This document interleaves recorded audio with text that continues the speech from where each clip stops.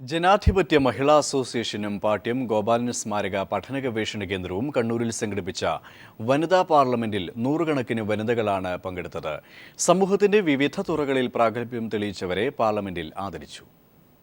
സ്ത്രീ ശാക്തീകരണം ലക്ഷ്യം വെച്ച് റിപ്പബ്ലിക് ദിനത്തിൽ അഖിലേന്ത്യാ ജനാധിപത്യ മഹിളാ അസോസിയേഷനും പാട്യം ഗോപാലൻ സ്മാരക പഠന ഗവേഷണ കേന്ദ്രവും സംഘടിപ്പിച്ച വനിതാ പാർലമെന്റ് സ്ത്രീ പങ്കാളിത്തം കൊണ്ടും വിഷയാവതരണം കൊണ്ടും വനിതാ പ്രതിഭകളുടെ സാന്നിധ്യം കൊണ്ടും പ്രൗഢഗംഭീരമായി.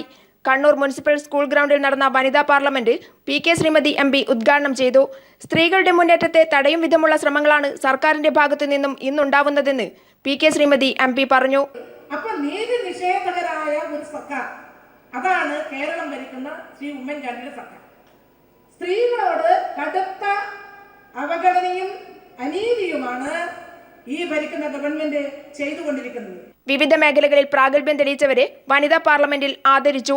തലശ്ശേരിയിൽ ആദ്യമായി ഇംഗ്ലീഷ് വിദ്യാഭ്യാസം നേടിയ മറിയുമ്മ മാളിയേക്കൽ മുതൽ സിനിമാ നാടക നടി രജിത മധു വരെ വേദിയിൽ സജീവ സാന്നിധ്യമായി. വികസനം, വനിതാ പ്രതിനിധികൾ, കുടുംബശ്രീ എന്ന വിഷയം കെ. ലീലയും, ആരോഗ്യം, സാമൂഹ്യക്ഷേമം, വിദ്യാഭ്യാസം എന്ന വിഷയം എൻ. സുകന്യയും, സ്ത്രീകൾ തൊഴിലിടങ്ങളിൽ എന്ന വിഷയം KPV പ്രീതയും, അതിക്രമങ്ങളും നിയമങ്ങളും എന്ന വിഷയം അഡ്വക്കേറ്റ് P. സതീദേവിയും അവതരിപ്പിച്ചു. News bureau, Kannur.